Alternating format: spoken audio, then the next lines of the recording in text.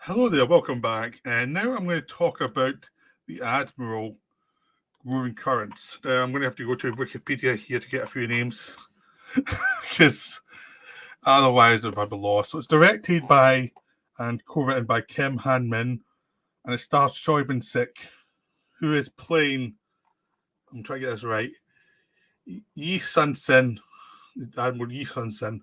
That's the last of the what we're trying to say here. So it takes place in 1597, and and it's about Korea and Japan. Now at this point, Japan had joined together and was now a much more cohesive force rather than being these small groups of regions. They've been joined under one to be an offensive force, and because Japan was very militaristic at the time, they wanted to expand. And of course, where they expand to, where's next to them? Korea. So the character that Choi Bin-sik plays actually helped defeat them earlier, but after that, he'd been accused of being a traitor, he'd been tortured, and then the person who replaced him got into a fight with the Navy. His Navy fought the Japanese and got utterly slaughtered because he wasn't good enough for his position. So now Japan is actually invading Korea, and Korea's in real trouble. So they bring this admiral back to try and do his last-ditch attempt. He's only got 12 battleships against the might of the Japanese fleet, which has much more battleships, plus a lot smaller support ships. So you've got the main ships and the bigger ships, which was arguably about 200 ships ultimately. And basically it's like, well, do something to, if they get through to the capital, we're all dead. They're going to take the country, that's it, where Korea's over. So it's about him trying to find a way to actually have the country survive, have his own country survive, because the Japanese are moving through the country with the understanding that these ships will reach a capital, take the capital, and they'll get resupplied as they get there. If the ships don't reach the capital, these people are in trouble. So and they'll probably have to pull back for supplies and things like that. So it's if you don't win this fight, Korea's over type of situation. And it's what does he do to get his men who are all feeling defeated? I mean, it's like everyone's defeated now. Some people are trying to say they're going mad.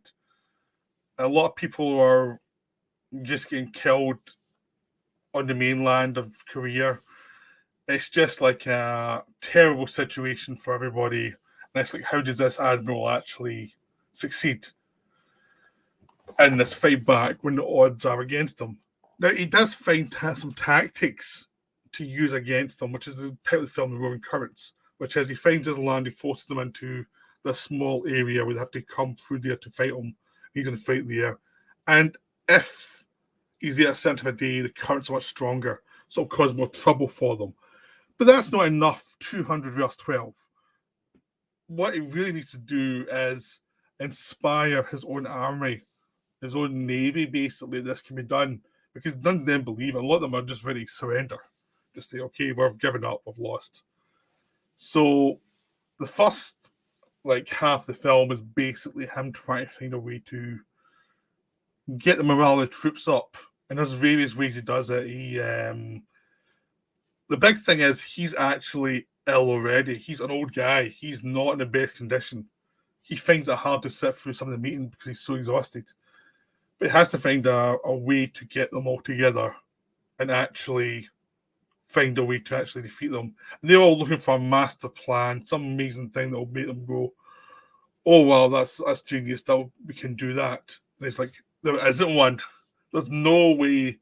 There's no plan I can give you that's actually foolproof. Like, we're hopelessly outnumbered here. I can use these current things to actually cause damage, but it's not a foregone conclusion. So basically what he does is he goes into those currents with his own ship and has the rest of the ships. He does not. He tells them, "I don't expect you to fight with me." Like, more or less, use are cowards. And before that, they've seen him kill someone who tries to run earlier on in the film, and even he says, "I tried that and it doesn't work because the people are just dejected. So how do I deal with this?" It's like even like fear of death doesn't do anything for them, and it's actually destructive what I need. And he's seen one of his top generals go mad. He's seen people being arrested by the Japanese and killed by the Japanese. He knows one of the Japanese commanders is a pirate and he's really good. So the Japanese emperor has brought in someone who knows what they're doing to defeat him. But he also knows that the guy in charge of the navy is not as good. And he goes, well, on the plus side for them, they've got this pirate. And the bad side for them, they've got their own admiral, who's not good.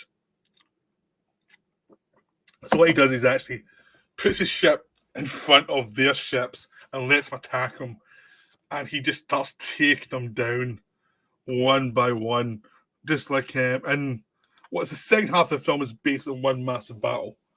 And it's brilliant. It's so good. This is one of the films where you really need to see the big screen because you'll lose a lot of the atmosphere of the fight and of the threat that they're facing in a small screen. You need a bigger screen to see what they do and how difficult it is.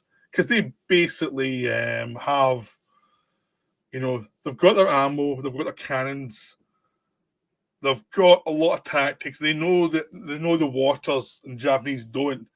They know their ships. The Japanese do not have as good. They have more ships, but the ships they're made are not as good as the Korean ships. Korean ships are better ships. They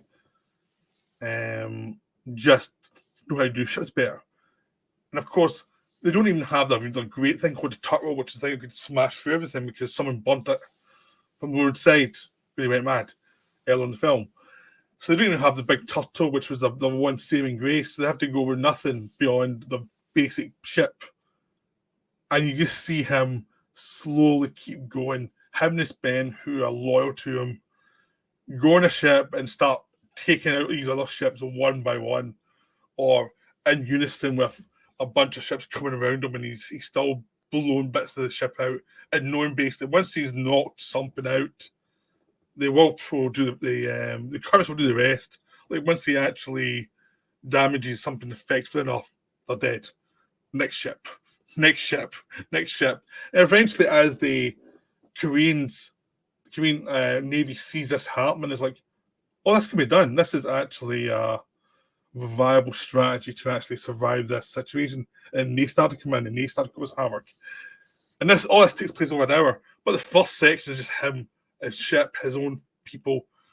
And he's getting boarded at times, and he's they're sending this at one point. They send this ramming thing that's in fire with lots of gunpowder to blow up. That's the front command ship to show the rest of the fleet that this cannot be done, and they find a way to destroy it. And it's really one thing after another, and each time, a lot of it is really about the fact that they're not going to give up. No matter what, they're not going to give up. You have to destroy every one of us to survive. And that's what he shows his rest of his fleet, and they watch and see, okay, that's what we have to do. We can't, there's no big plan that will work. We have to actually we're back against the wall. There's nowhere to go now. There's no home to go back to unless we win this fight. And that's what makes them win the fight, is the fact is they show to the Japanese that we're not backing down no matter what. If you kill every one of us, we're going to kill every one of you if you don't walk away. And then the Japanese eventually realize we're losing this fight. We need to run.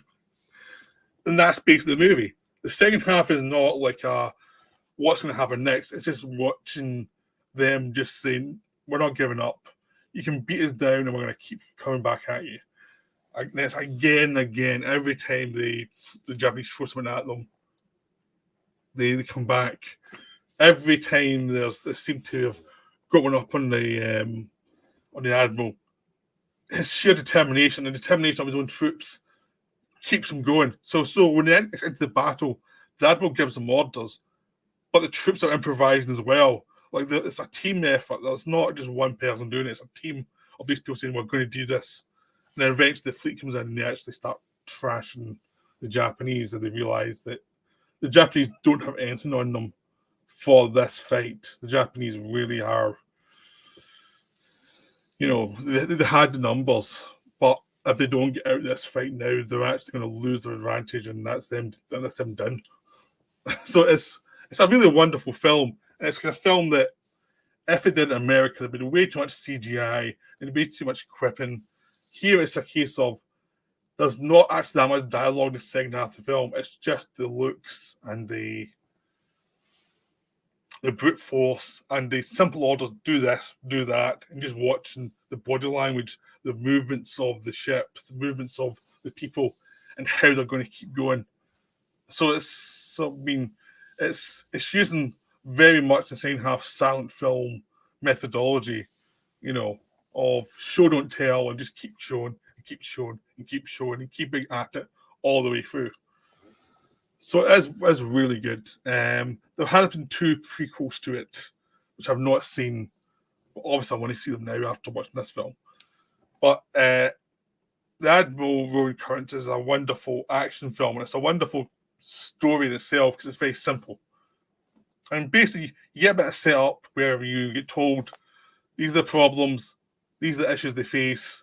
Then a few things go wrong, and it's like, okay, now it's time we have to basically do it because we're running out of time and there's nothing else we can do. We just have to show up and do it. So it's very simple, but they show the army, the navy, and then they show the people who are involved, who are watching the sidelines, what they're doing, and it gives you a full sense of Korea, what it means to Korea to actually win this battle, and how everyone's against them, but they keep going at it again and again. So that's why it's wonderful. It's just a terrific film.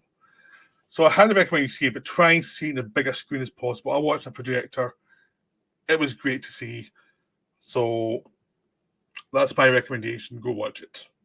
I'm not going to get any further with it because there's not really much to say. It's a kinetic momentum of the film that really keeps it going. So thanks for watching. I'll be back soon with another video, but that's me for now. Right, bye.